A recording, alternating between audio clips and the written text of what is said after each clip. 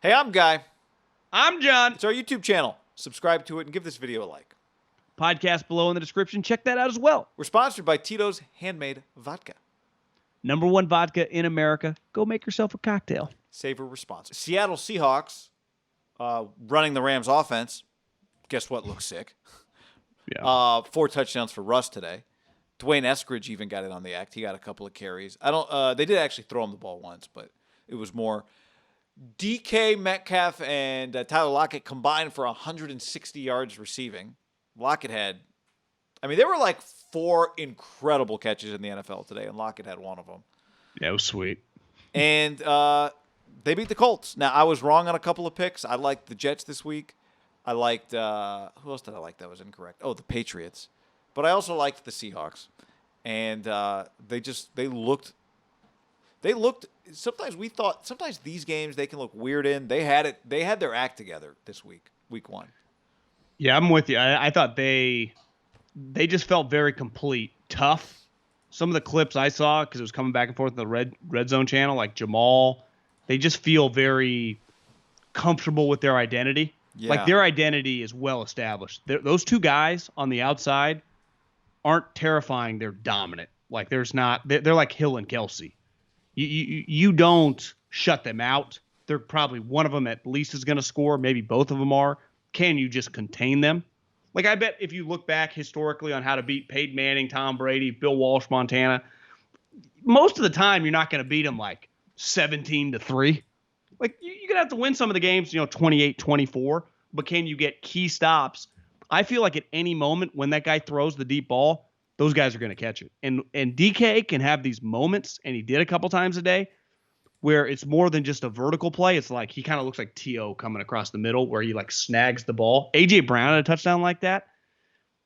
When guys like that can run, the variety of the route tree, how do you stop DK Metcalf and A.J. like with that size, right? It's just you see it with Gronkowski, Mike Evans, sometimes with George Kittle, like Kelsey a lot of times. They're physically like Lockett's. It's clear when you watch him how he dominates, right? He gets open because he hauls ass, but he's little. And he tracks the ball like Willie Mays. But DK and AJ, they like make these incredible plays when a guy kind of can even be close. But you're like, God, just fucking throw it a little higher. Those guys, they're a scary offense, man. That's big time what they got. Their passing game is elite. I didn't get to watch that game. Like you said, we were kind of watching part of it. I do wonder, would they have scored more in that game if they had to? Colts are good on defense. Like their personnel, they've been a top 5 defense last couple years. My point is Lockett and Metcalf are terrifying. At the end of the day, 28 points with those two guys, you go, okay, you got a chance to beat them if they're going to score 28 points, even with those two. So my question is, could they have scored more? Because as scary as they are, if you're telling me they're putting up 28, then you can beat them. They can be beat. Now, Indy scored 16. So could Indy's offense not move? From what I'd read, I'd say 28 on the road's pretty good. It is against a playoff team. That's true. Yeah, it is. If you're scoring 28 points a game, you're in pretty good shape. Yeah, but when you look at Lockett and Metcalf, they look like guys that are just going to hang 38 on you, and there's not going to be anything you can do to stop it. And there's a big. I feel like they do sometimes at home. 28, they do. Yeah, it's true. Yeah. So maybe that's going to be a big part of the element, but getting home field if we're talking about the playoffs here. So you had that. Then you had the Cardinals. There were a few games today that were just, teams taking the other team's lunch. And Arizona, Tennessee was one of them. The Packers got their shit kicked in. As in flow as the Seahawks looked, the Packers looked out of flow. I don't know. Was Aaron pissed on the 4th and 2 that they ran from their own 22 because he thought there was a PI, or was he pissed because he hated the fact that they just went for it 4th and 2 on their own 22 in the third quarter, I think, of that game? Yeah, but there was like 1 minute left. They were down 24-3. They were getting curb stomped. I didn't have a problem with them going for it right there. I'm not making a judgment on the decision. I'm saying, why was Aaron pissed off? Oh, it looked like because he thought they were holding Devontae a little bit, but also the tight end slipped. The play was a quick dump off. The guy slipped, so he had to the play got fucked from the jump. But it's hard, You just wonder, could that fester?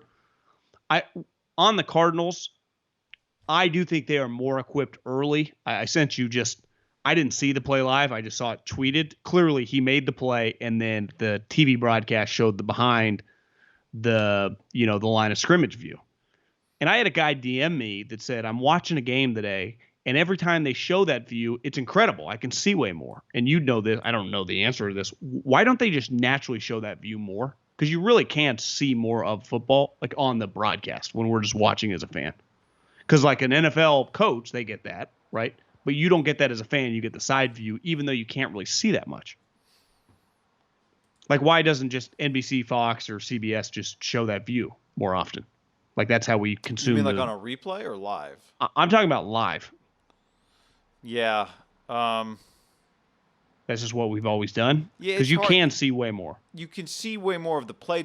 In some ways, you can see way more. I guess one of the main things you're looking for is how far did a play go, first down yardage, that kind of thing. Right? Yeah.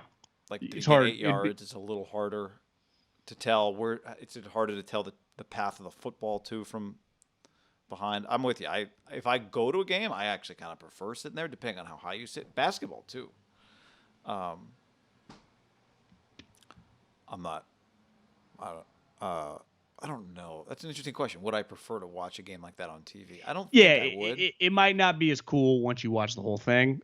John, let's tell the people about DraftKings. Promo code HAM. Click on the link. Get in our league down below. How about wineaccess.com/ham? Buy $150 worth of wine, get $50 off, guys. $50 off, wineaccess.com/ham. Oh, it's the good stuff. But it does put this individual play that he made, and he made a couple highlight plays today I saw, besides just, they dominated the game. His play speed is elite. Like, his physical characteristics are, beside the height, his ability to throw on the run and just his speed are 10 out of 10s in the NFL. So when he's fresh, as he is week 1, because he doesn't play, right in the preseason at all. I guess he did a little against the Chiefs. I felt like they felt obligated to because Mahomes was, and he had told the broadcasters, I remember, it was Lewis. It was like the second week of the preseason. Like, I don't want to play the preseason. Like, Kyler, you're not too good to play the preseason, buddy. But he's clearly pretty fresh, and his speed it's eye-opening to watch. It really is. But he doesn't feel that way quite the same, at least the last couple years in November and December. Early on in the season, he looks like a lock Pro Bowler. And he did last year, and he did again today, right? Like, you watch him, you think Pro Bowl, right? You think star, yep. You think star. I think star. Yeah. And Tennessee's got that. I do think with some of the stuff that happened on Sunday, week 1 of the NFL season, is going to be wrong. Some of it's going to be wrong, right? Well, I talked to this guy from the Action Network named Stuckey. Turns out he's like this 20-year gambler. He claims that week 2 historically is an incredible week to gamble. Like, he's really deep into the weeds, the analytics, the numbers, and he's a big gambler. Because of overreactions to week 1. Overreaction to week 1. Like, for example, Seattle's playing Tennessee next week. So I would imagine a lot of people, the casual gambler, would be like, well, fucking Tennessee looked like shit. Seattle looked awesome. And that'll be a tie game going into like 3 minutes left in the game. That's always how it happens. I tried to find some week 2 lines before the show today because I'm interested in what's going on with New England week 2, right, after they lost to Miami. It's several teams. Now, Jacksonville, we'll see, but I think there are a handful of the Packers. Without even looking at their schedule, I would bet they're going to be value week 2. But whoever Arizona's playing, like, to me, Kyler's very, very scary in September. And if he's healthy, he'd be scary wherever. But early on, when he's just, how do you replicate that speed? Especially these guys that, like, let's say you're a starter for Tennessee, and you played a total of 15 snaps in the preseason, and then they have some random dude at practice, like, our Kyler Murray is our practice squatter who was a wide receiver / running back for Weber State, but hey guys, he runs a 4-3. So, hey, Billy, just run around like your Kyler. And the defenders are like, okay. It's like, that ain't the same. That's just right. That's just what they do. It's your only choice. What else how do you replicate that guy in practice? You have to typically take a wide receiver probably and throw him there. At least for some if plays. You're not trying to tackle him, it's not the same. I know. So, like, they play Minnesota. That's just a tough game for Minnesota. Well, Green Bay plays Detroit. That one doesn't quite work either. No. But I think Seattle, Tennessee is one that I think the tickets, people betting on Seattle, will be high. Yeah. At Tennessee. That line, couldn't you see that line getting up to like 5 or 6? All of a sudden, Tennessee's leading. Like, that's the type game that Seattle. Yeah. They're this will be the thing to they're watch good, with though. them. They are good. Like, that's a tough. Like, what do the Niners do against those guys? Who do they fucking have covering those guys? When Seattle looks locked in, Seattle looks like one of the greatest teams you've ever seen. It happened early last year. Russell was going to break the NFL passing touchdown record, single season. Yeah, when With they're those good, they can beat anybody. So the bottom line is this. Yeah, sometimes they play down, and yeah, Kyler wears down at the end of the season, I guess, so far in his career. And yeah, Cliff, we're not quite sure if he's a good coach. But when you're on the field playing them, and no one is there to help you, your coach isn't there to help you, your better coach isn't, he can help you a little bit. Can you contain Kyler? He's already been a problem for the 49ers. We know the Seahawks, we're watching Sunday Night Football. Guess what? It's going to work, Matthew Stafford and the Rams. Well, how about this? They remember a guy that got hurt for them last year, mid-season, at least probably week 8 to 10 range, was Chandler Jones. He had 5 sacks today. Now, is he going to have 85 sacks? I did 5 times 17, 85. Probably not. But if Chandler Jones is healthy the all season, could he have 25 sacks? Yeah. Because you just get 5 and you're already that talented. Like, he is a 15, 16 sack guy. So if you get one game where you get 5, you just have a couple other ones where you get double digits. Like, it's not out of the realm of possibility. Like, he's not double easily digits, but I meant double digit, like 2 sacks in a game. Like, so if you have a couple 2-sack games, all of a sudden you're fucking at 10 before you know it. By week 6, you're like, well, these last 11 games, you only need to get 9 sacks, and you're right there. He's a force, man.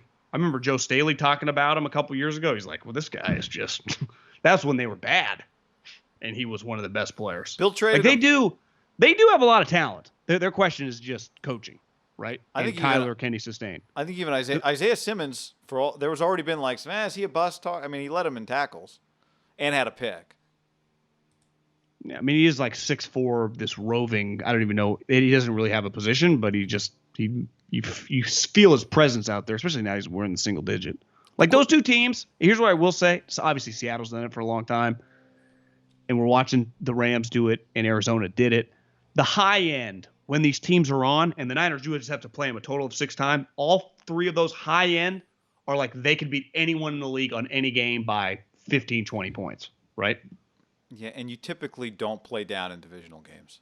So the divisional games you're getting – I think we've seen it over several years in the NFC West. Now you're just getting the best shot. Well, it's why so many think how many up. Well, they've played in a ton of good games. I feel like against Seattle. So and against the Niners too. Like they do play up. You're right. They play up. They are the most likely, I would say, to also play down. It's just because their quarterback can make a bunch of plays, so it looks like they're playing up. It's just this guy is just keeps you up at night. They just just keeps you up at night. Was the number 1 overall pick in the draft. And he's on their team. Sometimes I don't think we quite even talk about him like this guy was the number 1 overall pick at 5'9". It's a pretty historic pick. Well, right now there is a historic pick. Right now there's a 5'9" guy went number 1 to play quarterback in the NFL. There's a clear number 4 at quarterback in terms of playmaking in the NFC West, and it's the Niners. Yeah. But it was somewhat like that. Obviously he was, playing better in Goff the year they went to the Super Bowl.